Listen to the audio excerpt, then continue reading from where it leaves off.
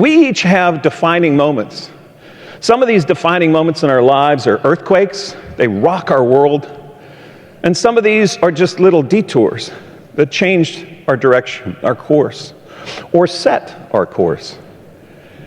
And so it didn't start at 26, it started at 14 years old when I saw the opening ceremonies of the Olympics on TV.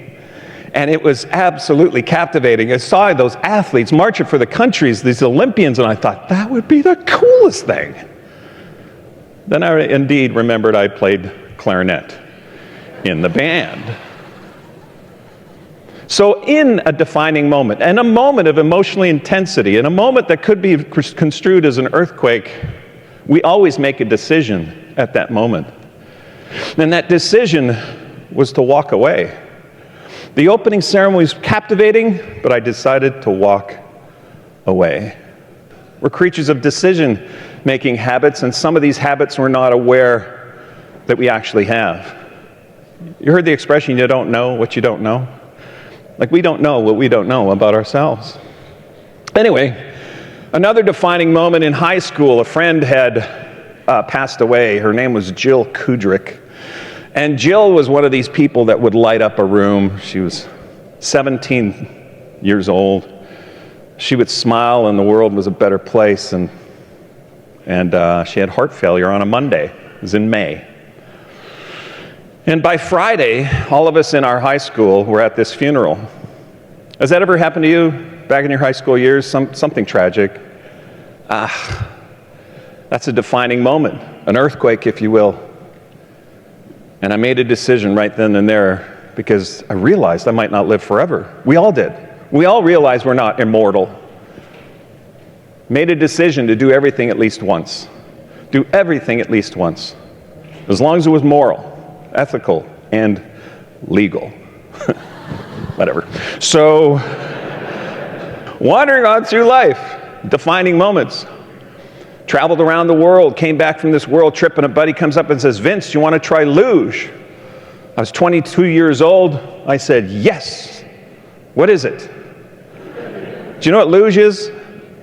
Yes, the one-man sled, one-person sled where you lay on your back going, help, all the way down.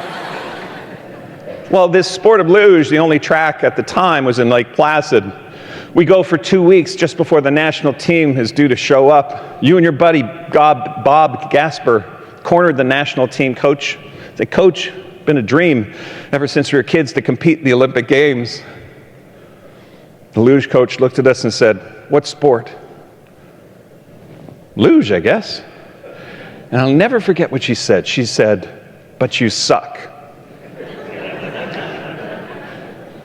And she said, guys, I'm kidding, kind of. But I already have 8 guys on the national team. We have Olympic qualifying standards in Canada. That's top 16 in the world. 17th place or lower, they're not going. Highest ranking Canadian I have over there is 33rd in the world. If we had the Olympics tomorrow, we would send no one. You know how embarrassing that would be? We got the Olympics in 5 years from now, and the pressure's on to get one of those 8 to qualify the Olympic luge team, and you guys just started luging, 2 weeks ago? Then she said a word. The only word in the English language, I think, when spoken, comes out slow motion. 100% of the time. She said, do you honestly think that's realistic? Got the message. Too much uncertainty. Quit the sport of luge. Walked away. Fast forward to the opening ceremonies of the Olympics in Calgary. Happened to get a ticket for those opening ceremonies. Folks, when I walked away and quit, Bob Gasper heard the same message, went home, quit his job, bought a luge sled, and went to Europe to luge on his own dime. He stepped into the uncertainty, and he was marching in the opening ceremonies of the Olympic Games. As each country marches in alphabetical order, the energy builds in the Olympic Stadium, but when the host country marches in, the place erupts. 40,000 people out of their chairs. Folks, the place went silent. There was no sound. There were only 2 things in focus. Bob Gasper marching with the Olympic team and the ticket in my hand. You know, I'm put in this motivational speaker category at times, and it's almost, a given that what's your aspiration? What do you want to create? What do you want to build? What are you doing this for? Is it for family? Is it for future? Is it to help other families? To make money? What will this money provide? But it's also discomfort that inspires us. And the discomfort of regret, of not ever knowing if I could have been on that Olympic team, was so intense. That answers the question, how at 26 years old did you just decide to go to the Olympic Games? My challenge to you is aspirational in nature. What do you aspire to create? Are you so clear on that? But also, what is unacceptable to occur? What is something that would cause so much anxiety or regret or pain that you just never want to experience that? Fuse those together. And it'll throw you into a decision of engaging in something where there is no certainty. In this case, it was the sport of speed skiing. Stepping into the uncertainty of speed skiing, making the decision to go towards this. And you all have a copy, I believe, of the book, The Earthquake, right? And the earthquake is about what happens when we are devastated by an event. What do we do if we are in some form of setback, looking for a breakthrough? So I'm going to outline here something I call the solution loop. Of course, more detail is in the book for you, but let's walk through some of the concepts here. And the first is surrounding alignment. Being aligned with what home investors, what you've learned up to this point, what you've taken away from this. Some of you have only been around for maybe less than 3 years. Some of us in this room have been around for a long time. But what's the state of the union? What kinds of things can we do to improve what we're doing? How could Salesforce be used to a better degree? And understanding these headwinds that we're dealing with at the same time. An impending recession. We keep hearing about this recession. We're seeing signs. Obviously, rising interest rates. And then a longer sales cycle. It's taking longer for a house to sell. So we've got some things that we want to be able to be aligned with and not be distracted by these things that could take us off our game. There's something called the emotional buzz. And very often I get hired as a consultant. I'm president of a company called Board Developer.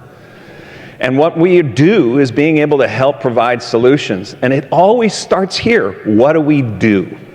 What do we do in this situation to make it better? And the comeback is always, what's the emotional quotient? What's the emotional buzz of why we're doing what we're doing? What's the impact you have? What's the resulting effect? Some of us in this room are netting over $1 million a year. What can you do to enrich your life and the lives of the people around you? And so this emotional buzz is when a thought creates a physical reaction. The thought of marching in the opening ceremonies didn't make any sense, but it had an emotional buzz attached to it where it was like, oh, I would love to do that. Where you just go, oh, I would love to do that. Let's try it. It's actually kind of fun. It's nice and cold in here anyways. You can do this. Okay, put your hands together, rub them until you feel the heat. Now you get that emotional buzz of why you're doing this, and you go, oh, I would love to do that, and wiggle your butt at the same time. You're not wiggling your rear, you're not getting the full effect, if you know what I mean. By the way, it's a holiday up here, so you might as well come along. This emotional buzz has some science behind it. There is Dr. Lee Poulos, he did some research and found that in a second of time, your conscious mind is processing with 2,000 neurons. So for an entire second, the brain, your brain, is processing with neurons, communicating to each other. You're thinking, this might make sense. You might be enjoying this. You might be thinking of somebody that could hear this message. You might be thinking, I look like the old man from Up. Whatever you're thinking, the conscious mind with 2,000 neurons. In the same second, your subconscious mind, sub meaning below consciousness, is processing with 4 billion neurons. 2,000 conscious, 4 billion subconscious. Who's in control? Right? Subconscious mind. But this is the grand illusion. If you walked out these exit doors and somebody asked you, how well do you know yourself? what would your answer be? I know myself really well. But we don't know what we don't know.